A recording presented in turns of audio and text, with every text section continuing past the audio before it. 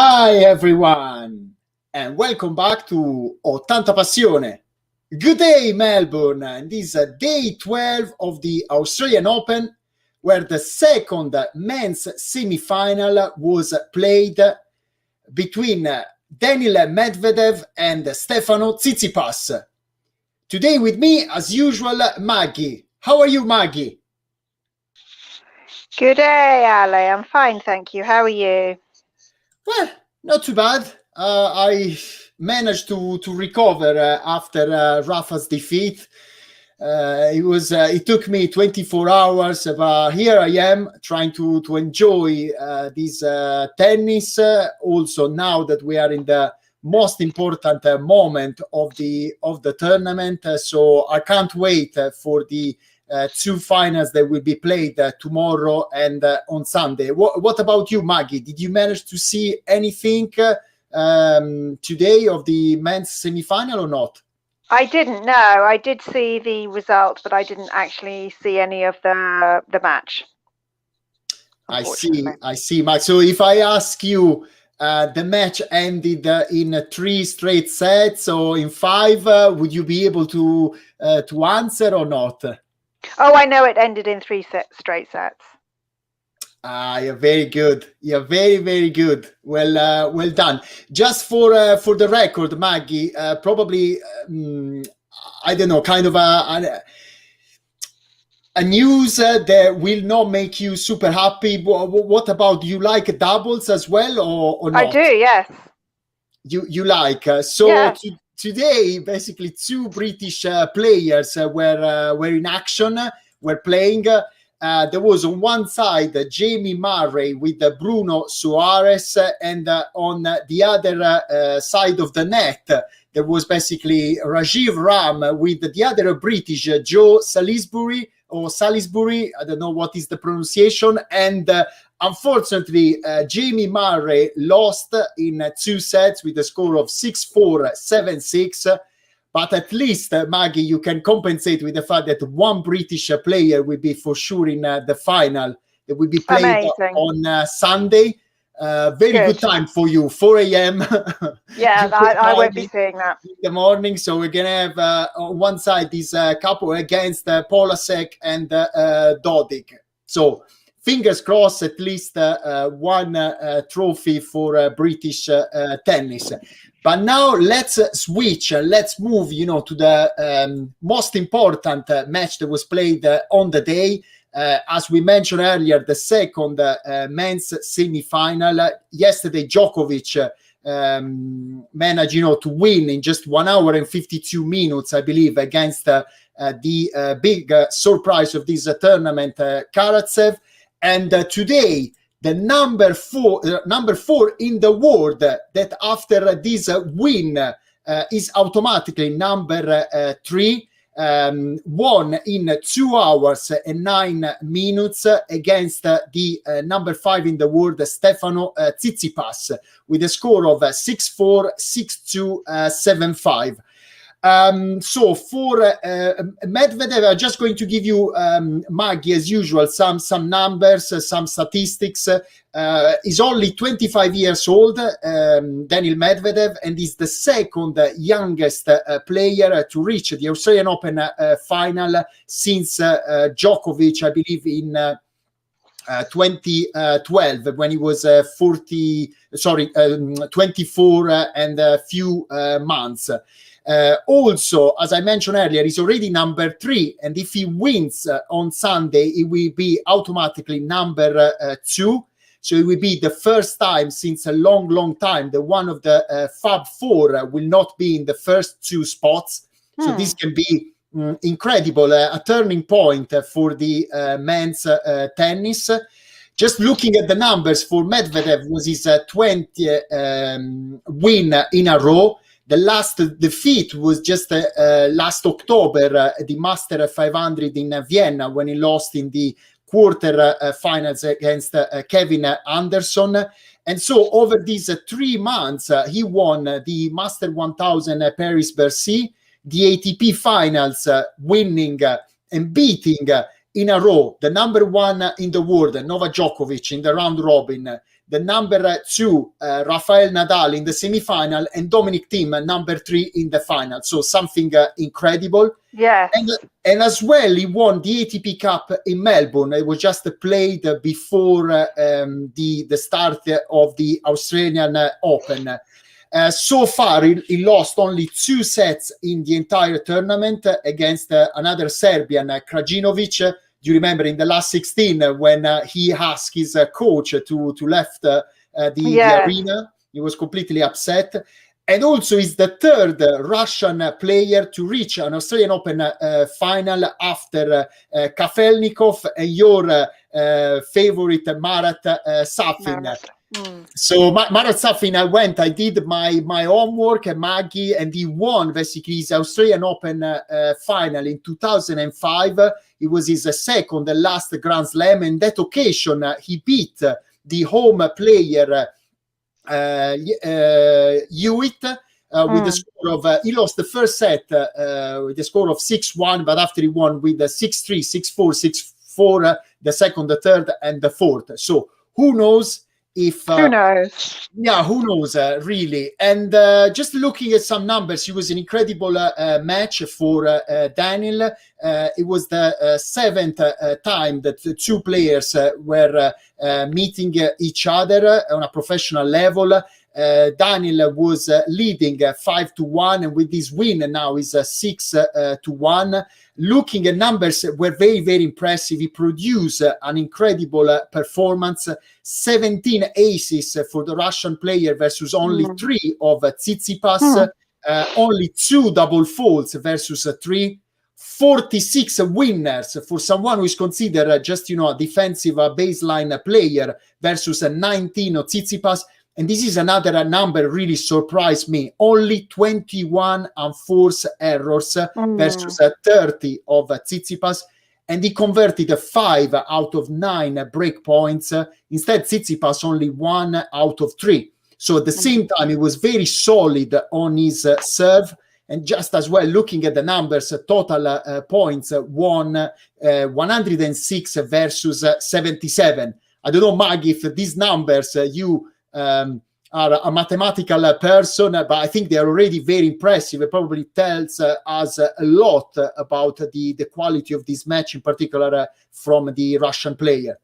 Well, for somebody who is more defensive, his winners are very impressive, which sets him up for a good final.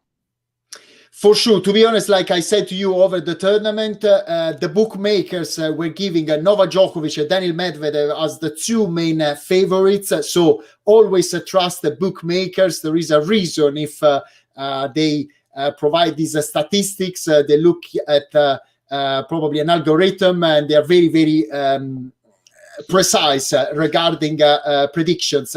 To be honest, I always consider Medvedev the new Djokovic 2.0, with the difference that is kind of 10 centimeters, even more taller. He has another big weapon with his serve, and he was already very, very good from his backhand, but he has improved in the last months. I think a lot is forehand. But just, going in more detail into the match, in the first set, both players, Tsitsipas started to serve, and let's say in the first 4 games, both of them kept the serve, and the match, was a balance until the 5th game when Medvedev got 2 break points. And he got, the break due to an unforced error by Tsitsipas, a forehand unforced error. If you consider, Maggie, in the first 3 serving games, Medvedev lost only 1 point on 12 that were played. So again, this was an important test for him. Mentally, I was impressed the way he played this semi-final as well. The crowd was a little bit against him. Let's not forget that there is a big community of Greek in Melbourne. Yes. I remember as well when, by experience, I went there in 2018. It's an incredible city with a lot of vibe, and like even local people were saying, it's probably one of the most cosmopolitan cities in Australia. So for sure, it's lovely to walk around the streets and to see so many culture blending each other. So just going back at that point. Tsitsipas was trying, to stay in the set, to fight during his serving games, but Medvedev was always very dangerous. And in the 10th game, at that point, probably was the most difficult for the Russian player. He missed 3 set points. And he got basically the opener with a winning serve on the 4th set point. So after, I believe, only 39 minutes, he was already leading. He was mentally focused. And fortunately, he was not upset with his coach. Today as well, there was his wife in his corner, and probably he said in an interview that his wife keeps him very, very calm. She has a very good way to talk to him, to say the right things at the right time. That's good. Yeah, so it's like, we always say, behind a successful man, there is always a great woman. So it's definitely as well Daniil Medvedev's case. In the second set, Tsitsipas seemed really under pressure. Already in the 3rd game, Medvedev got an early break. He was leading 2 games to 1. And as well, in the 5th, he got another break. And he was leading, 4-1. And he just... in a few minutes, I think, if I was looking at the clock, it was just showing 1 hour and 15 minutes. Medvedev won again his serving game with an ace, and he secured the second set with the score of 6-2. So he was 2 sets to love up. At that point, even the commentators, even Gufander, do you remember Maggie Gufander? I do, Gufander. I have to say, so far, he got right only one prediction in the entire tournament. He said Tsitsipas in 5 sets against Rafael Nadal. The only right prediction. Gufander, I don't know why he had basically to be right only in that case. So in the 3rd set, he seemed kind of a deja vu, more or less, of the match that Tsitsipas played against Rafa. Because Medvedev again got an early break. He was already leading 3 games to 1, and in the 5th game, basically, he got 2 more additional break points. At that point, Tsitsipas was solid. He showed, a little bit of personality, and he managed, to survive during his serving game. In the 6th game, something very particular, very peculiar, Maggie, happened. Because, as you know, I don't know if you're aware, but Medvedev is someone who likes serving very, very fast. He doesn't want to waste too much time between one point and another, a little bit like Nick Kyrgios. And Andy Roddick. Yes, exactly. But Medvedev got very nervous and lost his focus. He was in the 6th game 15 to love up.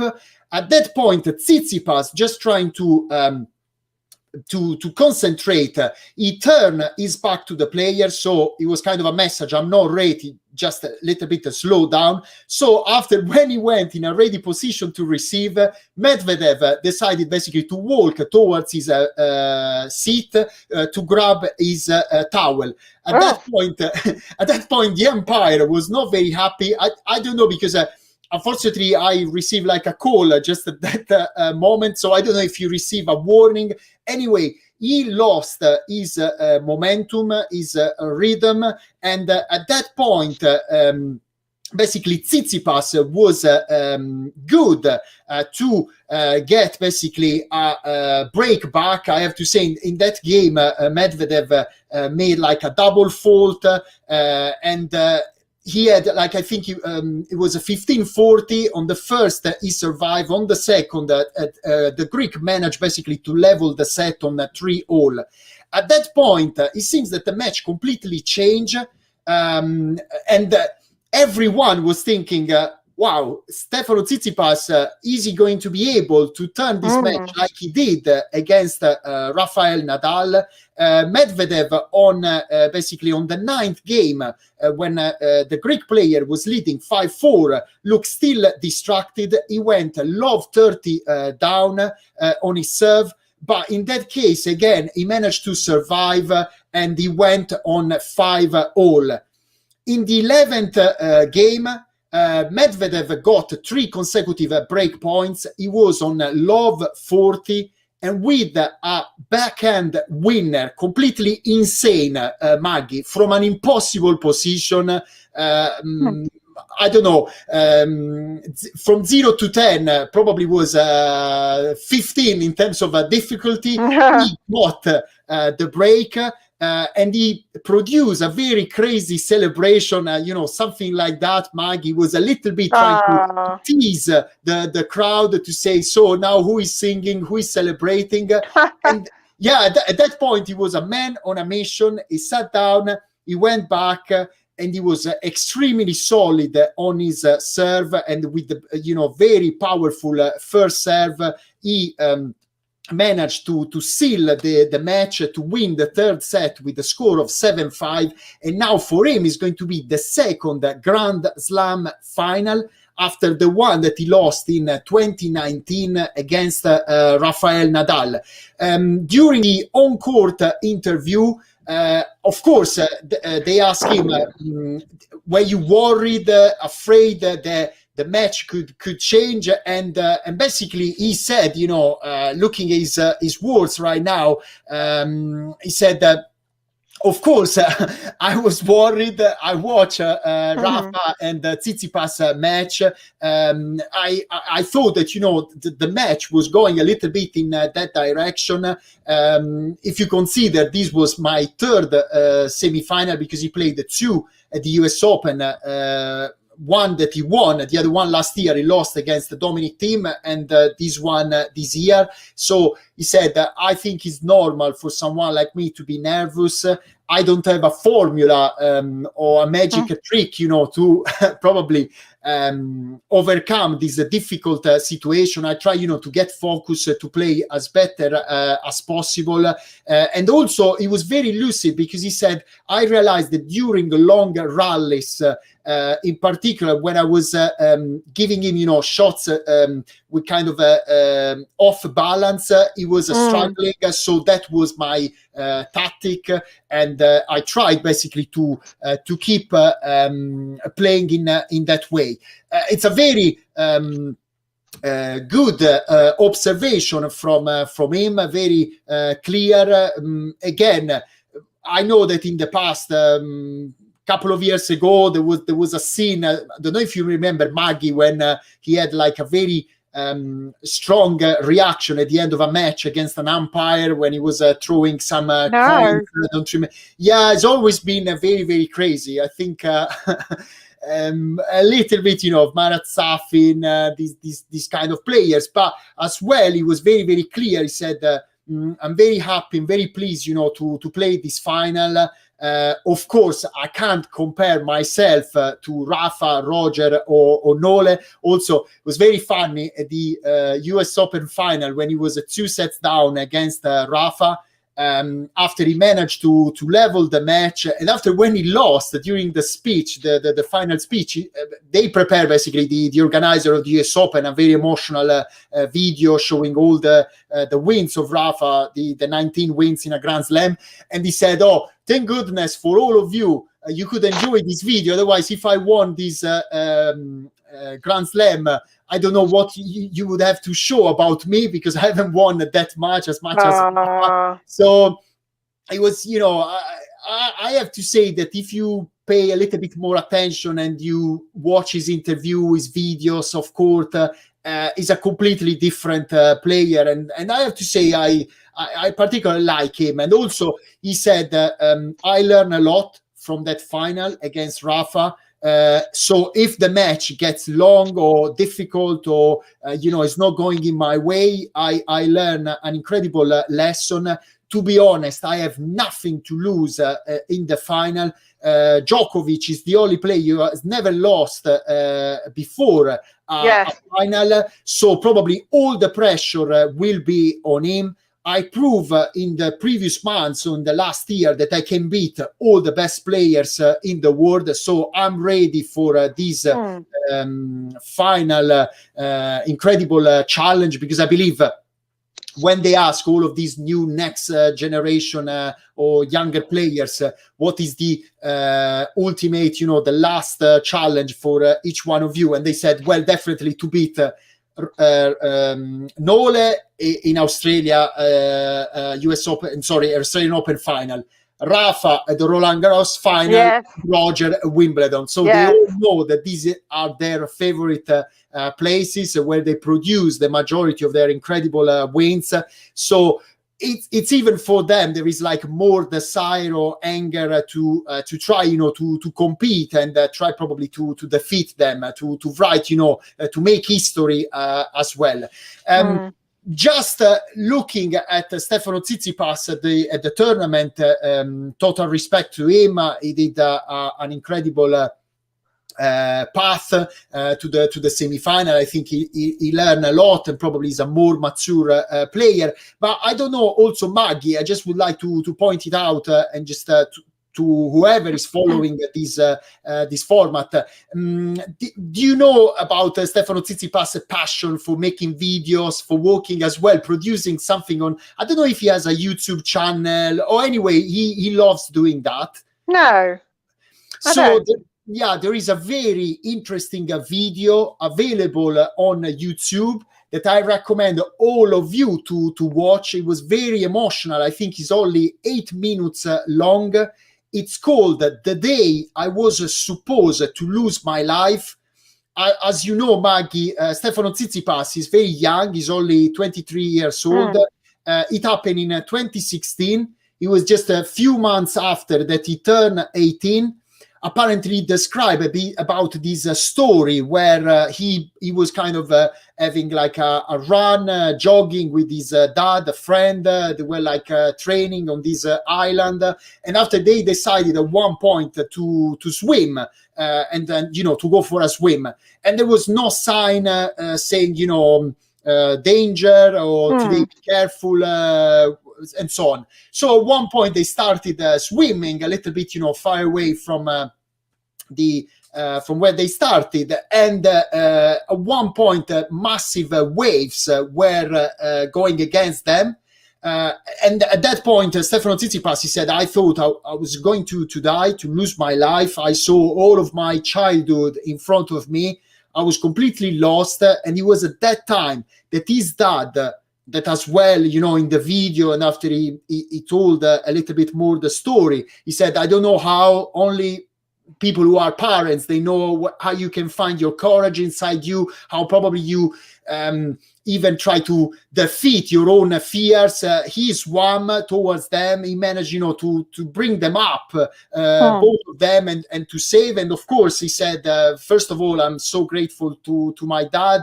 I'm a very attached, person to my family. They mean so much to me, my mom, my dad, my grandfather. And as well, he said that since that episode, basically, he feels fearless when he's playing tennis. He thinks, if I'm losing or winning, it's only a tennis match. And he completely started to look at life from a different angle, to put life in a different perspective. So I think it was a very interesting video. If you have a chance, Maggie, I highly recommend.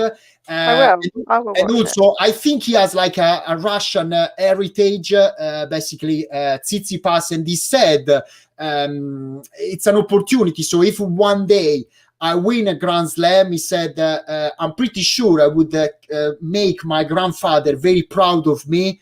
And of course, he said it would be like, realizing kind of a dream come true, like making a movie of something that I always dream since I was a child. So it was quite, when I discovered this kind of hobby and passion that we have in common. I thought, was an important thing, just to mention during this episode. And as well, he said he helped him a lot, the sport, because he was a very introverted person, quite shy, found, very difficult to communicate with the rest of his friends. He felt, they were kind of a little bit bullying him. So it was very interesting, and there are interesting stories. And probably this is what I love about tennis. It gives the opportunity to know athletes that they look to me more like ordinary people than in other sports where they want to paint them as a superstar, so super gods and so on. So anyway, now we have basically the showdown, the men's final that will be played on Sunday at 8:30 a.m. Immediately after breakfast time, UK time. 9:30 a.m. Central European time. So I don't know, Maggie, what do you think? Do you have like a prediction that you want to share with me? I do. Yeah. I think Medvedev will take this one. I think he's got so much confidence behind him. He's on such a winning streak. And I think he might be the one to stop Djokovic. And I think it might be in 4 sets. Okay, so like Marat Safin when he won against Hewitt. So well, who knows? It's going to be funny. Let's see if in the final, if eventually Djokovic is losing, he will call another medical timeout. He probably will. He'll suddenly get his injury back. Well, just speaking about Djokovic, I don't know, they basically revealed that by the end of this 2021, a new documentary will be released about Novak Djokovic, where he's going to talk about how he lived this lockdown, what happened, at the Adria Tour, that tournament that he was organizing in Serbia, and caused, a lot of concern. What happened, players were found positive. Dimitrov, after Novak Djokovic, his wife, is going to talk about his experience at the US Open when he was disqualified for hitting, a line judge, and as well what happened here in Australia regarding his injury. It seems that he's getting very popular. I think Amazon released a documentary about Andy Murray when he went through his hip surgery. I watched that and I found, very emotional, and as well you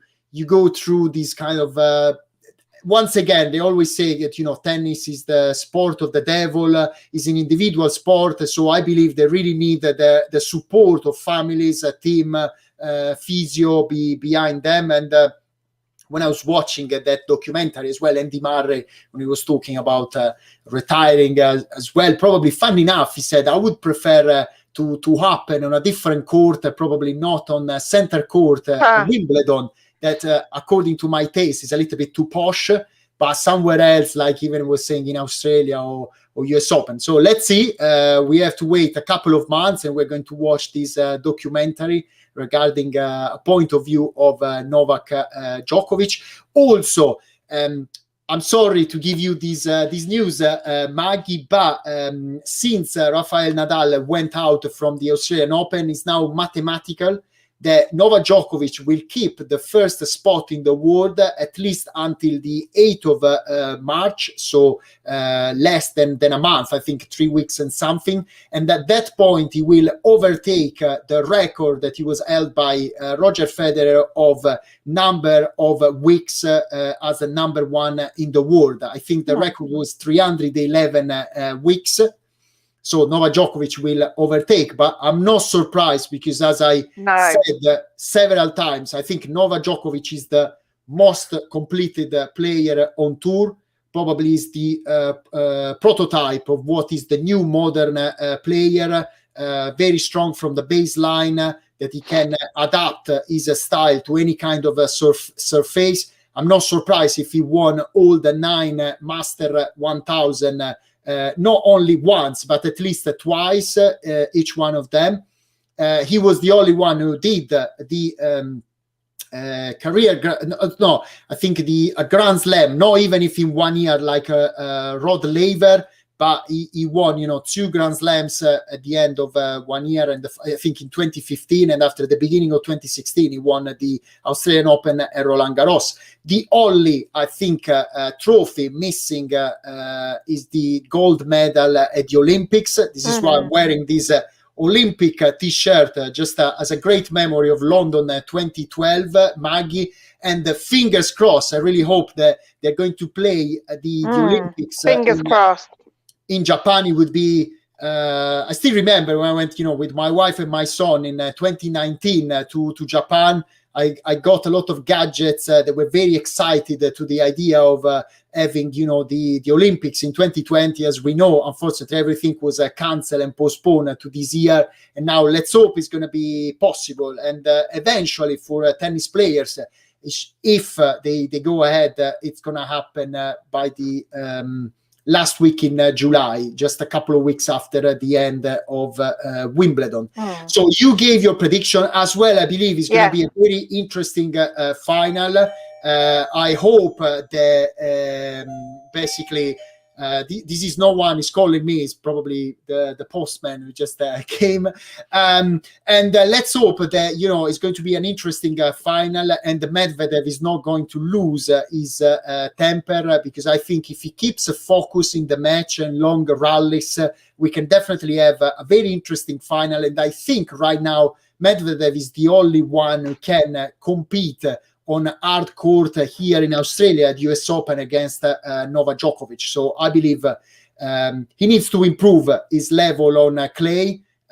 He hasn't won any match at Roland Garros. He always went out in the first round, and as well at Wimbledon, he needs to probably learn a little bit how to play on grass, but on hard court, in particular outdoor, indoor, is very, very solid and very strong. Now, just mentioning very quickly, because I know Maggie, you are very pleased because tomorrow we're going to have the women's final. Jennifer Brady, the American, versus Naomi Osaka. The same time, 8:30 a.m. UK time, 9:30 a.m. Central European time. Again, I'm going to ask you for your prediction. Probably is going to be more one-sided final, let's say. What do you think, Maggie? I think it's going to be quite one-sided. I think it's going to be Osaka in 2, and I think it's going to be quite an easy 2 as well. Let's see again. I think probably the first set will be very, very important. Of course, Osaka wants to repeat her win, I think was 2 years ago in 2019, when he won in 3 sets in that final against Petra Kvitova. Let's see, for sure she's a super favorite for the final, but as Jennifer said, I just hope for her. She already mentioned earlier that she will definitely be very, very nervous. She will feel a lot of pressure, but I just hope after the first couple of games she will manage, to play with that kind of confidence and a little bit of craziness that you need in a final like that. I'm really interested in watching a great match, a balanced one, and the better. Of course, in this case, it seems that the strongest player is Osaka, but never underestimate. I've witnessed several times the underdog manage. Already Osaka, when in the past she beat Serena Williams, or as well Simona Halep when she won Wimbledon against Serena Williams. We never know. I believe that the serve will be the key for the final tomorrow. If Jennifer Brady starts to keep serve well and to keep her serving games, probably, who knows, if Osaka as well with the crowd. I believe tomorrow the crowd, I have the feeling, will be a little bit for the underdog, like usually maybe happens. And, nobody knows. I would be sorry for you, Maggie, because I know you've been doing Osaka for since the beginning of this tournament, and as well you will be happy to hear that not only you are supporting Osaka, but as well my mom, who is getting so much in love with the sport. She's one of the main follower of this format, as well other videos about other sports that I'm producing. And today, Maggie, it's my mom's birthday, so I want to wish my mom happy birthday. Tanti auguri, mamma, ti voglio un mondo di bene. I hope, to see you soon when the lockdown will be over. So I hope you had an incredible day, and Dad was cooking and washing up and doing everything on your behalf. It's an important number, but as we usually say, the number is only. It's not important. It's important. How you feel inside. I know that your grandchild is making you feel much younger every single day. And also, today it's another important birthday. Is one of my aunt's birthday, Auntie Marta, one of my favorite one, as well, an important number for her. So happy birthday, tanti auguri, zia Marta. And yesterday, Maggie, that we had this week so many important people. John McEnroe, Michael Jordan's birthday. Yesterday was the birthday of my idol, my hero, the most important football player since I was a child. I don't know if you never heard about him, Maggie. Roberto Baggio. I'm sorry, I sent a tweet to celebrate yesterday, just probably around 9:30 p.m. about your birthday. Probably I was still recovering from Rafa's defeat, so I forgot about you. I do apologize. He turned 54. He gave me incredible memories. If you go to Italy, Maggie, one day you mention Roberto Baggio. I think he's the most loved football player ever. The memories that we have with him playing at the World Cups in 1990, 1994, and 1998 is something incredible. I still have goosebumps thinking about him. So as you can see, we love to embrace all of these special birthdays in this format. We just don't talk specifically about tennis because there are so many other technical people out there much better than us, but we try, to engage and to show to everyone the sport is important on any level. And in particular, right now that we are facing such a challenging, difficult time, is good sometimes to switch off for a couple of hours to watch something entertaining and try, to cheer up and feel virtually in another country, in another place, in a beautiful island like Australia. So that's all for tonight, Maggie. See you tomorrow, I believe. You're not going to tomorrow. Tomorrow and Sunday. Your contract, I know that now BBC, ITV, Eurosport, Amazon Prime are trying, to get you, but I've had a few offers. I'm fighting a lot. I'm saying, please don't, take my gadgets, the ball boys, whatever, but don't take Maggie away. And tomorrow, probably, we're going to try to connect much earlier because it's the weekend. So we give you guys time to relax. Eventually, if it's okay with you, Maggie, probably 1 hour after the women's final. So let's say the final is 8:30. Let's say 1.5 hours around between 11 and midday UK time. That sounds good to me.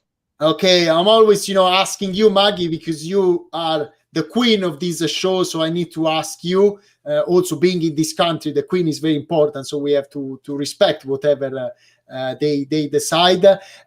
So, see you tomorrow. I hope you enjoyed these episodes. Now I'm leaving you. I'm thrilled and so excited for these two incredible finals ahead of us.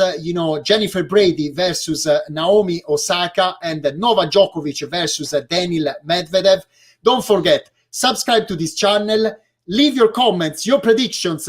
I'm just saying to you, the person who gets the right prediction in terms of in 2 sets or 3 sets for the women and as well for the men, eventually, even if you get right the games, will be mentioned in the following video and eventually in the closing video that I will probably do next week, giving my votes, to this Australian Open.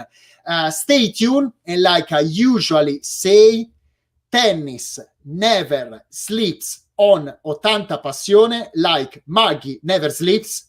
Do you sleep thinking about 80 Passione, Maggie, or not? Never. Fantastic. You are incredible. So I leave all of you. Have a wonderful weekend. It's going to be full of tennis, and stay tuned and see you tomorrow.